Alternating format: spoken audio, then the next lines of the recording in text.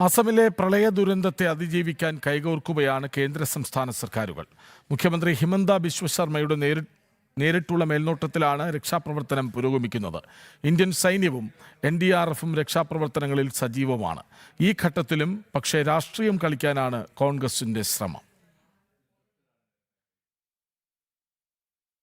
തനിച്ചാക്കില്ലെന്ന ദൃഢനിശ്ചയത്തിലാണ് നരേന്ദ്രമോദി സർക്കാരും ഹിമന്ത ബിശ്വ ശർമ്മയുടെ നേതൃത്വത്തിലുള്ള സംസ്ഥാന സർക്കാരും. അസമിൽ കനത്ത മഴയിലും പ്രളയത്തിലും മരണസംഖ്യ 68ആയി ഉയരുകയും 5.24 ലക്ഷത്തിലേറെ ആളുകളെ പ്രളയം ബാധിക്കുകയും ചെയ്തപ്പോൾ മിനിറ്റുകൾക്കകം കേന്ദ്ര സംസ്ഥാന സേനകൾ പ്രളയ മേഖലയിൽ എത്തിയതാണ് വൻ ദുരന്തം ഒഴിവാക്കിയത്. സൈന്യവും NDRFും SDRFും രാപ്പകലില്ലാതെ ജനങ്ങൾക്ക് കാവലായി നിലയുറപ്പിച്ചിരിക്കുകയാണ്. പ്രളയബാധിത പ്രദേശങ്ങളിലേക്ക് നേരിട്ടിറങ്ങിയ രക്ഷാപ്രവർത്തനങ്ങൾക്ക് നേതൃത്വം നൽകുകയാണ് മുഖ്യമന്ത്രി ഹിമന്ത ബിശ്വ ശർമ്മ. നൂറുകണക്കിന് ദുരിതാശ്വാസ ക്യാമ്പുകളിലായി 10,000ങ്ങൾക്ക് ഭക്ഷണവും കുടിവെള്ളവും അടിയന്തര വൈദ്യസഹായവും ഉറപ്പാക്കിയിട്ടുണ്ട്. അസമിലെ സാഹചര്യം കേന്ദ്ര സർക്കാർ തത്സമയം വിലയിരുത്തുകയും ആവശ്യമായ എല്ലാ സാമ്പത്തിക സാങ്കേതിക സഹായങ്ങളും അടിയന്തരമായി ലഭ്യമാക്കുകയും ചെയ്തിട്ടുണ്ട്. എന്നാൽ ദുരന്തമുഖത്ത് ജനങ്ങളോടൊപ്പം നിൽക്കുന്നതിന് പകരം അനാവശ്യ ആരോപണങ്ങളുമായി കോൺഗ്രസ് രംഗത്തെത്തുന്നത് ജനങ്ങൾക്കിടയിൽ അമർഷത്തിന് ഇടയാക്കിയിട്ടുണ്ട്. പതിറ്റാണ്ടുകളോളം കേന്ദ്രത്തിലും അസമിലും ഭരണത്തിലിരുന്നപ്പോൾ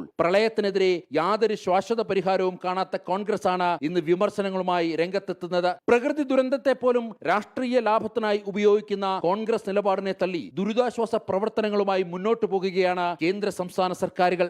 ജനം, ഡൽഹി.